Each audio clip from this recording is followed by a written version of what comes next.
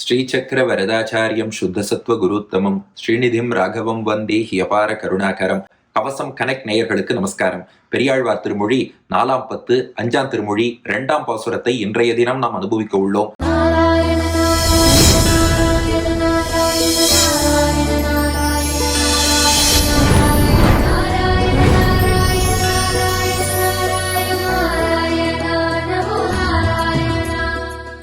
இந்த பதிகம் முழுக்கவே பெருமாள்கிட்ட பக்தியில் ஈடுபடுங்கள்னு நமக்கு பரம கருணையோடு உபதேசம் பண்ணுகிறார் பெரியாழ்வார். இது வரைக்கும் என்ன பண்ணார், பெருமாளுடைய குணங்களை அவர் அனுபவிச்சு பாசுரங்கள் பாடினார். எந்த நம்பிக்கையிலன்னா, இதெல்லாம் கேட்டுட்டு ஆகா இவர்கள் இவ்வளவுன்னா பெருமாள் அனுபவிக்கிறாரே, நமக்கும் அனுபவிக்கணுங்கிற ஆர்வம் வருவோன்னு எதிர்பார்த்தா நாமெல்லாம் அசையறதாவே தெரியல. எங்களுக்கு லோகத்துல கண்டதே காட்சி, கொண்டதே கோலம், உண்டதே போகம்னு எவ்வளவோ இருக்கு. இதெல்லாம் விட்டுட்டு இதுக்கெல்லாம் வருவோமான்னு பார்த்தோம். பெரியாழ்வார் பார்த்தார், நேரடியா உபதேசம் பண்ண வேண்டாமேன்னு அடியன் அனுபவிச்சு முன்னுதாரணமா இருந்து காமிச்சேன். உங்களுக்கு புரியல, உபதேசமே பண்றேன்னு போன பாசுரத்துல ரொம்ப தெள்ள தெளிவாக எனது அது இதுன்னு சொல்லிடலாம் இருக்காதீங்கோ, மனம் போன போக்குல போகாதீங்கோ, எம்பெருமான செய்வீங்கோ, நாக்கு படைத்த பயன் அவன் திருநாமங்களை சொல்லுங்கன்னு சொன்னா அப்பவும் கேட்க மாட்டேங்கிறோம். ஒரு குழந்தை ரொம்ப அடம்பிடிச்சுட்டே இருந்தா அம்மா செல்லமா 2 தட்டு தட்டுவா. அதுக்காக குழந்தைக்கு வலிய உண்டாக்குறான்னு அர்த்தம் இல்லை. இல்லைன்னா அந்த குழந்தை திருந்தாதே. ஆங்கிலத்துல என்ன சொல்றான், spare the rod and spoil the சைல்டுங்கிறான். அதனால பெரியாழ்வார் பார்த்தார், கொஞ்சம் கடுமையா திட்டினாலாவது இந்த குழந்தைகள்லாம் திருந்தி பெருமாளை சேவிக்க வருவாளேன்னு கொஞ்சம் கடுமையா இந்த 2வது பாசுரத்துல இங்க பக்தியில ஈடுபடலைன்னா மரண காலத்துல எப்படியெல்லாம் கஷ்டப்பட வேண்டி இருக்கும்னு பாட்டின் முதல் 2 அடிகள்ல சொல்லிட்டு அடுத்த 2 அடிகள்ல அதே நமோ நாராயணாயன்னு 8 எழுத்து மந்திரத்தை ஒரு தடவை சொல்லி பாருங்க. உங்களுக்கு எத்தகைய நற்கதி கிடைக்குங்கிறதையும் சொல்லும் விதமாக 2வது பாசுரத்தை அருளி செய்கிறார். சீயினால் சிறந்தேறிய புண்மேல் செற்றல் ஏறி குழம்பி இருந்து எங்கும் ஈயினால் அரிப்புண்டு மயங்கி எல்லைவாய் சென்று சேர்வதன் முன்னம் வாயினால் நமோ நாரணா என்று மத்தகத்திடை கைகளை கூப்பி போயினால் பின்னை இத்திசைக்கு என்றும் பிணை கொடுக்கிலும் போக ஒட்டாரே. சீயினால் சிறந்தேறிய புண்மேல் செற்றலேறி குழம்பிருந்து எங்கும் ஈயினால் அரிப்புண்டு மயங்கி எல்லைவாய்ச் சென்று சேர்வதன் முன்னம் வாயினால் நமோ நாரணா என்று மத்தகத்திடை கைகளை கூப்பி போயினால் பின்னை இத்திசைக்கு என்றும் பிணை கொடுக்கிலும் போக ஒட்டாரே. இப்ப பாட்டின் முதல் பாதி பாருங்க. இப்படியே உலகத்துல கண்டதே காட்சி, கொண்டதே கோலம், உண்டதே போகம்னு வாழ்கிறீர்களே, இப்படி வாழ்ந்தா என்ன ஆகும்னா உடம்பெல்லாம் புண்ணாகி சீகோத்து, அதனால இன்னும் மேல மேல நோய் தொற்று ஏற்பட்டு உடம்பெல்லாம் அரித்து அழியக்கூடிய நிலைதான் ஏற்படும்னு கொஞ்சம் கடுமையாகவே பெரியாழ்வார் பாடுகிறார். அவர் அப்படி பாடமாட்டார், ஆனாலும் நம்மள திருத்த வேற வழி இல்லையே. என்ன சொல்றார் பாருங்க, சீயினால் சிறந்தேறிய புண்மேல். இப்படியே ஒரு தப்பான வழியில வாழ்க்கை வாழ்ந்துட்டு இருந்தோம்னா, நல் வழியில வாழாம அல் வழியில வாழ்ந்தோம்னா புண்ணாகத்தான் உடம்பெல்லாம் போகும். அந்த புண்ணுல என்ன ஆகும், சி பஸ்ன்னு ஆங்கிலத்துல சொல்றோம் இல்லையா, அந்த சீழ் உண்டாகும். அதான் சீயினால் சிறந்தேறிய. இந்த இடத்துல ஏரியன்னா நிறைந்திருக்கக்கூடியன்னு அர்த்தம். சிறந்துன்னா மிகவும்னு அர்த்தம், வெரி மச்னு அர்த்தம். சிறந்து ஏரியன்னா மிகவும் நிறைந்திருக்கக்கூடிய. எது நிறைஞ்சிருக்கான், சீயினால் சிறந்தேறிய. சீதான் மிகவும் நிறைஞ்சிருக்கு. எதுல, புண்மேல். உடம்பெல்லாம் புண்ணு ஏற்பட்டு அது முழுக்க ஒரே சீயா கோத்திருக்கான். மேல், அந்த புண்ணுக்கு மேல செற்றல் ஏரி. செற்றல்னா ஈ போடக்கூடிய முட்டைன்னு அர்த்தம், எக்ஸ் ஆஃப் ஃபிளைஸ். அந்த ஈயெல்லாம் என்ன பண்ணுமா, அந்த சீழ் புண்ணுல முட்டை இட்டுடுமா. செற்றல் ஏரி, இந்த முட்டைகள் எல்லாம் இட்டு குழம்பிருந்து எங்கும். எங்கும்னா எல்லா திசையிலும். குழம்புனா இந்த புண்ணுலேருந்து உள் தண்ணீர் வருதுன்னு சொல்லுவா பாருங்க, ஒரு ஃப்ளூயிட் மாதிரி ஊஸ் ஆகும் பாருங்க, அதுக்கு தான் குழம்புன்னு பேரு. அது அப்படியே புழுத்து போய் அதுலேருந்து அப்படியே நீரா உடம்பெங்கும் வடிஞ்சுன்னு இருக்குமா. எத்தனை விஷயம் பாடுறாரு பாருங்க. இதெல்லாம் மருத்துவத்துல நாங்க படிச்சது, சர்ஜரி டிபார்ட்மெண்ட்ல வரும். அல்சர் அப்படின்னு காயம் இருந்தா அதுல என்னென்ன ஏற்படும்னு அப்படியே பெரியாழ்வார் பாடுறார். முதல்ல சீ கோத்துக்குமா, அதுக்கப்புறம் ஈக்கள் முட்டையிடுமா, அதுக்கப்புறம் புழுத்து போய் அதுல இருந்து நீர் வடிஞ்சுட்டே இருக்குமா, அப்புறம் ஈயினால் அரிப்புண்டு, அப்புறம் அந்த முட்டையிலேருந்து புதுசா ஈ உண்டாகும் இல்லையா, அந்த ஈ என்ன பண்ணுமா, அரிப்புண்டு அப்படியே அதை அரிச்சு அரிச்சு அரிச்சு அரிச்சு தோலையே மொத்தமா இல்லாம பண்ணிடும். பல பேருக்கு பாக்குறோம் இல்லையா, இல்ல சார் உங்களுக்கு கால் கேங்க்ரீன் வந்துடுத்து, ரத்த ஓட்டம் இல்லை, எல்லாம் அரிச்சுடுத்து, காலையே வெட்டி எடுக்கணும்னு சொல்றா இல்லையா, அப்படிப்பட்ட நிலை வருமா. அதனால 4 ஸ்டெப்பு சொல்றார். முதல்ல சீ கோத்துக்கும், அதுக்கப்புறம் அது மேல ஈக்கள் முட்டையிடும், அப்புறம் அதுலேருந்து நீர் வடியும், அதுக்கப்புறம் ஈயினால் அரிப்புண்டு, புதிய ஈக்கள் அந்த புண்ணையே அரிச்சிடும். இப்படி உடம்பெல்லாம் அரிச்சுட்டே இருந்தா என்ன ஆகும்? கடைசியா மயங்கி ஆளுக்கு மயக்கம் வந்துடும், சுயநினைவே தப்பி போகும். எல்லை வாய் சென்று, எல்லைனா வாழ்க்கையின் எல்லை, மரணப்படுக்கை, எல்லை வாய் சென்று சேர்வதன் முன்னம். இப்படி இந்த நாள நோய் ஏற்பட்டு எல்லை வாய்னா, வாய்னா அந்த இடத்திலேன்னு அர்த்தம், அதாவது மரண தருவாயிலே சென்று சேர்வதன், கடைசியா மரணப்படுக்கையில போய் சேர வேண்டியதான். முன்னம், அதற்கு முன்னாடி பெருமாளை சேவிக்கலாம் இல்லையா? இப்படியே ஒரு வாழ்க்கை வாழ்ந்துண்டு கண்டு கேட்டு உற்று மோந்து உண்டு உழலும் சிற்றின்பத்தை அனுபவிச்சுண்டு கடைசியா எல்லாருக்கும் நாம என்ன புரிஞ்சுக்க மாட்டேங்கிறோம்னா, நோய்வாய்ப்பட்டவரை பாக்குறோம், மருத்துவமனையில ஐசியூல இருக்கிறவாளை பாக்குறோம், பெரிய பெரிய வியாதி மரணம் அடைந்தவாளை பாக்குறோம். ஆனா நாம மட்டும் ஏதோ சாஸ்வதமா பூமியில வாழ போறோம்னு நினைச்சிட்டு தானே பெருமாளை மறந்துட்டு ஏதேதோ சுகங்கள் பின்னாடி நாம போயிட்டு இருக்கோம் இல்லையா? இல்லையே, எல்லாருக்கும் அந்த எல்லைங்கிறது ஒரு நாள் வரத்தானே போறது. அதை ஏன் நாம் சிந்திப்பது இல்லை? பெரியாழ்வார் பரம கருணையோடு சாதிக்கிறார். நினைச்சு பாருங்க, உடம்புல சீக்கோத்து, ஈக்கள் முட்டையிட்டு அதிலேந்து நீர் வடிந்து அதுக்கப்புறம் ஈக்கள் அரிச்சு மயங்கி போய் எல்லை வாய் சென்று சேர்வதன் முன்னம், அந்த எல்லையாகிய வாழ்க்கையின் சரம காலம் மரணப்படுக்கை, அதை போய் சேர்றதுக்கு முன்னாடி என்ன பண்ணணும்னு கேட்டோம். பாட்டின் 2வது பாதி வாயினால். இப்ப பாருங்க, இது எவ்வளவு அருவருக்கத்தக்கதா சொன்னாரோ அதை விட விரும்பத்தக்கதா அற்புதமா இப்ப வைகுண்டத்தை வர்ணிக்க போறார் பெரியாழ்வார். வாயினால், வாய்ப்படைத்த பயன் என்ன? அவன் திருநாமத்தையும் அவனுக்கான மந்திரத்தையும் சொல்லுவது தானே. வாயினால் நமோ நாரணா என்று, நமோ நாரணான்னு சொல்லுங்கோன்னர். இதுல பெரிய நுட்பம் இருக்கு. வெறும் நாராயணான்னு நாம சொல்லுன்னு சொல்லல, 8 எழுத்து மந்திரத்தை உபதேசம் வாங்கி நமோ நாரணான்னு சொல்லுங்கிறார். ஏன்னா இது மாமுனிகள் வியாக்கியானத்துல காட்டுறார். வெறும் நாராயணான்னு சொன்னாலும் பெருமாள் திருவுள்ள முகப்பார். அந்த நமோ நாரணான்னு சொல்றாரு, அதுக்குள்ள ஒரு சின்ன ரகசியம் இருக்கு. நமகானா அடியேன் எனக்குரியவன் அல்லேன், அடியேன் எம்பெருமானுக்குரியவன் அர்த்தம். மகானா அயம் மைன், நான் எனக்கே உரியவன்.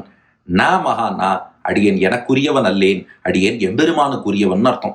அந்த புரிதலோடு சொல்வது இன்னும் விசேஷம் இல்லையா? சும்மா நாராயணா நாராயணான்னு சொல்லிட்டு இருக்கிறத விட அவன் தான் அடியனுக்கு தலைவன், அடியேன் அவனுக்கு தொண்டன், இதை உணர்ந்து கொண்டு சரணாகதி பண்ணி நாராயணாங்கிறத அந்த சரணாகதியின் ஒரு அனுசந்தானமாக, சரணாகதியை ஸ்மரிக்கும் விதமாக அந்த நாராயணான்னு சொல்றதுதான் 8 எழுத்து மந்திரம். அதனால வாயினால் நமோ நாரணா என்று வாயார அதை சொல்லுங்கோ.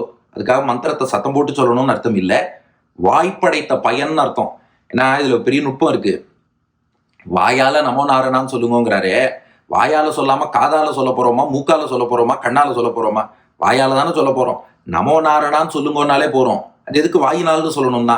அப்படி இல்லை, வாயினால் வம்பு பேசாமல், வாயினால் அடுத்தவரை திட்டாமல், வாய் எதுக்கு பயன்பட்டதோ அதுக்கு ஒழுங்கா பண்ணுங்க. வாயால ஒழுங்கா நமோ நாரணா சொல்லுங்க. அதுக்காக சத்தம் போட்டு சொல்லணும்னு அர்த்தம் இல்லை, மந்திரத்தை மனசுக்குள்ள சொல்லணும். பகவானுடைய திருநாமத்தை அவசியம் உரத்த குரல்ல சொல்லலாம், அதுல பாதகம் இல்லை. அதனால நமோ நாரணான்னு சொல்லுங்க. சொல்லும் போது என்ன பண்ணணும்னா, மத்தகத்திடை கைகளை கூப்பி, மஸ்தகம்னா சம்ஸ்கிருதத்துல தலைன்னு அர்த்தம், அதைத்தான் தமிழ்ல மத்தகம்னு பாடுறார். மத்தகத்திடை தலைக்கு மேல கைகளை கூப்பி, 2 கைகளையும் தலைக்கு மேல கூப்பிக்கணும். இதுக்குன்னா என் கையில ஒண்ணுமில்லப்பா, நாராயணா நீ தான் ரட்சிக்கணும், தலைக்கு மேல கை கூப்பிக்கோ. அப்ப 2 விஷயம். வாயால நமோ நாரணா ஒரே ஒரு தடவை சொல்லு, மத்தகத்திடை கைகளை கூப்பி, கைகளை தலைக்கு மேல கூப்பிடு. கூப்பினா என்ன ஆகும்னு கேட்டோம். பெரியாழ்வார் சொன்னார், ஒரு தடவை நமோ நாராயணான்னு சொல்லிட்டேன்னா இனிமே காலம் முழுக்க நீ நமோ நாராயணா சொல்லும்படியாக பெருமாள் உன்னை வச்சிருவான்ட்டார். ஒரு தடவை நமோ நாராயணா சொன்னதுக்கு என்ன பலன்னா, நாராயணான் இருக்கணுமே, நாரணான் இருக்கேன்னு சந்தேகப்பட வேண்டாம். அது கவிதையினுடைய சந்தத்துக்காக அப்படி அமைத்திருக்கிறார்.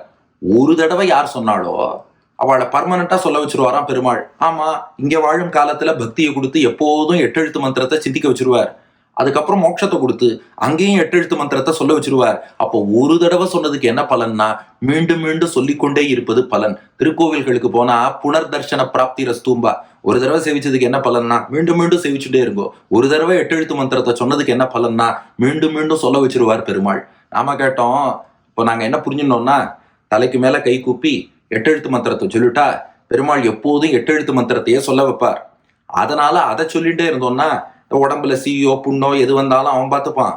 இந்த பிறவி முடிஞ்சதுன்னா நேரா வைகுண்டம் போறோம், வைகுண்டம் போய் பெருமாள் கைங்கரியம் பண்ண போறோம். சரியா புரிஞ்சுட்டோமான்னு கேட்டோம். கரெக்டா புரிஞ்சுட்டேன்னார் பெரியாழ்வார். நாம சொன்னோம், இப்பதான் ஒரு பிரச்சனை, வைகுண்டம் போனதுக்கு அப்புறம் போதும், இங்க எது பூமிக்கு திரும்பி வரணும்னு நமக்கு எண்ணம் வந்துருத்துனா என்ன பண்றதுன்னு கேட்டோம். ஆமா, நம்மள நம்பவே முடியாது. நம்ம எங்க போனாலும் கோவிலுக்கே போவோம், கொஞ்ச நேரம் பெருமாளை சேவிச்சுட்டு இருப்போம், போரும்பா கொஞ்சம் அங்க போலாமா, இங்க போலாமா, ஊர் சுத்தி பார்க்கலாமா, மைண்ட் அப்பப்ப இடம் மாறுறது இல்லையா, கிரிக்கெட் ஸ்கோர் என்னன்னு பார்க்கலாமா, அங்க என்னன்னு விசாரிக்கலாமா, அவள்கிட்ட போன் பேசலாமா, ஏதேதோ பக்கம் மனசு போறதே. வைகுண்டம் போனதுக்கு அப்புறமும் இங்க ஏதாவது வரணும்னு எண்ணம் வந்துருத்துனா அப்ப என்ன பண்றதுன்னு கேட்டோம். அதுதான் பாட்டின் ஈற்றடி பாருங்கோ. போயினால் நீங்க பேசாம கை கூப்பி வைகுண்டம் போயிடுங்கோ. போயினால் போயிட்டேன்னா பின்னை அதுக்கப்புறம் இத்திசைக்கு என்றும் பிணை கொடுக்கிலும் போக ஒட்டாரே.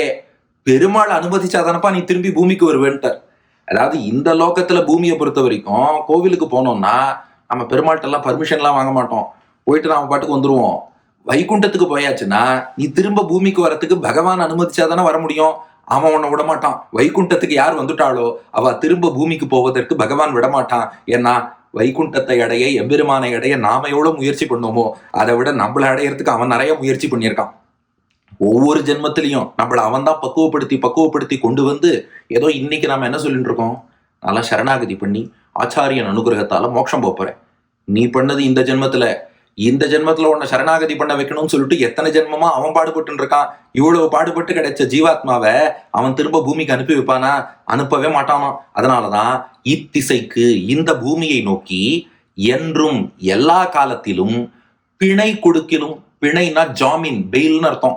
அதாவது நித்தியசூரிகள் யாராவது பெருமாளே இவனை ஒரு 2 நாள் மட்டும் ஜாமீன் கொடுத்து அனுப்பி வை, 2 நாள்ல இவன் திரும்பி வந்துருவான், நாங்க அதுக்கு உத்தரவாதம்னு சொன்னாலும் போக விட்டாரே, அதெல்லாம் முடியாது, நான் அனுப்ப மாட்டேன் அப்படியும் வரான் பெருமாள். அதனால ஒன்ஸ் வைகுண்டம் போயாச்சுன்னா நிரந்தரமாக அவன் கூட இருந்து கைங்கரியம் பண்ணுவோம். அதாவது இது பாட்டின் ரசத்துக்காக சொல்றார். ஆக்சுவலா வைகுண்டம் போன ஜீவாத்மாவுக்கு பூமிக்கு வரணுங்கிற எண்ணமே வராது. ஆனா அந்த ஹைப்போதெட்டிக்கல் சிச்சுவேஷன் சொல்லுவா இல்லையா, ஒருவேளை திரும்பி வரணுங்கிற எண்ணம் வந்துருத்துனா என்ன பண்றதுன்னா, நீ நினைச்சா வர முடியாது, அவன் அனுமதிச்சா தானே வர முடியும். நித்திய சூரிகள் பெருமாள்கிட்ட கெஞ்சி, பெருமாளே அவன் ஏதோ 2 நாள் பூமியில ஏதோ பார்த்துட்டு வரணும்னு ஆசைப்படுறான், 2 நாள் அனுப்பு, நாங்கள் பிணை தருகிறோம், ஜாமீன் தருகிறோம். இது காஞ்சி பிரதிவாதி பயங்கரம் சுவாமி அவரோட வியாக்கியானத்திலே காட்டுறார். பிணை அப்படின்னா ஜாமீன்தாரின்னு அர்த்தம். யார் ஒருத்தர் ஜாமீன் கொடுக்குறேன், பெயில் கொடுக்குறேன், இவரை அனுப்பு அப்படின்னு நித்திய சூரிகளே பரிந்துரை செய்தாலும் அதெல்லாம் அனுப்ப மாட்டேன், அவன் இங்கதான் இருக்கணும் பாரான். இப்ப கேட்கிறார் பெரியாழ்வார். நினைச்சு பாருங்க, இந்த பூமியில வாழ்ந்தா சீக்கோத்து புண்ணு ஏற்பட்டு முட்டையிட்டு நீர் வடிச்சு அரிச்சு போய் இப்படியெல்லாம் கடந்து கஷ்டப்பட்டு மயங்கி கிடக்கிற இந்த வாழ்க்கை வேணுமா? அங்க போனா பகவான் திவ்யமங்கல விக்கிரகம் போலவே நமக்கு ஒரு திருமேனியை கொடுத்து அவனுக்கு இடைவிடாது கைங்கரியம் பண்ணுன்னு சொல்லி, நான் வேண்டாம் என்ன உடுன்னு சொன்னாலும் நான் விடமாட்டேன்னு இழுத்து பிடிச்சிண்டு, நித்திய சூரிய யாராவது இவன் 2 நாள் போயிட்டு வரட்டும்னு சொன்னாலும் அதெல்லாம் அனுப்ப மாட்டேங்கிறானே, அவனை போய் அனுபவிக்கிறது தானே வசதி. அதனால அதுக்கு என்ன பண்ணணும், வாயால நமோ நாரணான்னு சொல்லுங்கோ. அப்படின்னா சத்தம் போட்டு சொல்லுங்கோன்னு அர்த்தம் இல்லை, அதை மனசார அந்த பொருளை சித்திச்சுண்டு நான் எனக்குரியவன் அல்லேன் எம்பெருமானுக்குரியவன் புரிஞ்சுண்டு தலைக்கு மேல கை கூப்புங்கோ. கூப்பிட்டா எப்போதும் அதையே பண்ண வச்சுருவார். இந்த முதல் தடவை மட்டும் நாம பண்ணணும்னு பெருமாள் எதிர்பார்ப்பாராம். முதல் தடவை நாம பண்ணிட்டோம்னா மீண்டும் மீண்டும் பண்ற பாக்கியத்தை அவனே கொடுப்பான். இங்க வாழும் காலத்திலையும் கொடுப்பான், அங்க போனதுக்கு அப்புறமும் பெயில் கொடுத்தாலும் அனுப்ப மாட்டேன், இங்கதான் இருக்க வைப்பேன்னு சொல்லி அங்கேயே இருத்தி பிணை கொடுக்கிலும் போக விட்டாரே. நித்திய சூரிகளே பெயில் கொடுத்தாலும் பெருமாள் அனுப்ப மாட்டார் என்று இந்த பாசுரத்துல சாதிக்கிறார். சீயினால் சிறந்தேறிய புண்மேல் செற்றல் ஏறி குழம்பி இருந்து எங்கும் ஈயினால் அரிப்புண்டு மயங்கி எல்லைவாய் சென்று சேர்வதன் முன்னம் வாயினால் நமோ நாரணா என்று மத்தகத்திடை கைகளை கூப்பி போயினால் பின்னை இத்திசைக்கு என்றும் பிணை கொடுக்கிலும் போக ஒட்டாரே. சீயினால் சிறந்தேறிய புண்மேல் செற்றலேறி குழம்பிருந்து எங்கும் ஈயினால் அரிப்புண்டு மயங்கி எல்லைவாய்ச் சென்று சேர்வதன் முன்னம் வாயினால் நமோ நாரணா என்று மத்தகத்திடை கைகளை கூப்பி போயினால் பின்னை இத்திசைக்கு என்றும் பிணை கொடுக்கிலும் போக ஒட்டாரே. உடம்புல புண்ணு ஏற்பட்டு அதுல சீழ் நிறைய நிறைந்திருந்து அதுல ஈக்கள் முட்டையிட்டு அதுலேருந்து நீர் வடிஞ்சு அந்த ஈக்கள் புண்ணையை அரிச்சு மயங்கி மரண காலத்தை அடைந்து சோர்ந்து போவதற்கு முன்பு வாயால நமோ நாராயணா சொல்லி கைகளை தலைக்கு மேல கூப்பி எம்பெருமான வழிபட்டோம்னா அவன் வைகுண்டத்துக்கு அழிச்சுன்னு விடுவான். அதுக்கப்புறம் நித்திய சூரிகளே பெயில் கொடுக்கிறேனாலும் அவன் அனுப்ப மாட்டான். இதற்கு அடியன் வழங்கும் ஆங்கில வடிவம்: If you lead a materialistic life, you will get wounds on your body which get infested by flies. Pus will be oozing all around.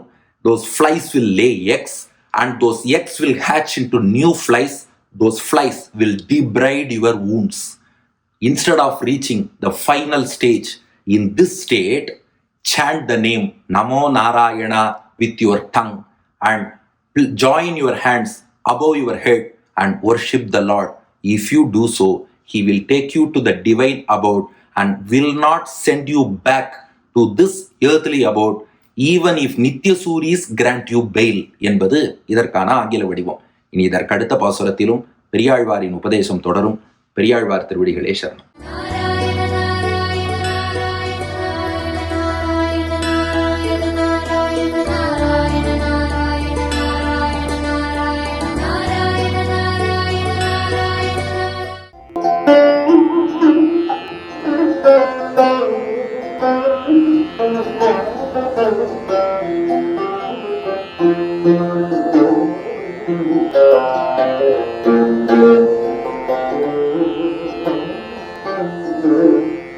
ஷீயினால் செறிந்தேறிய புன்மேல்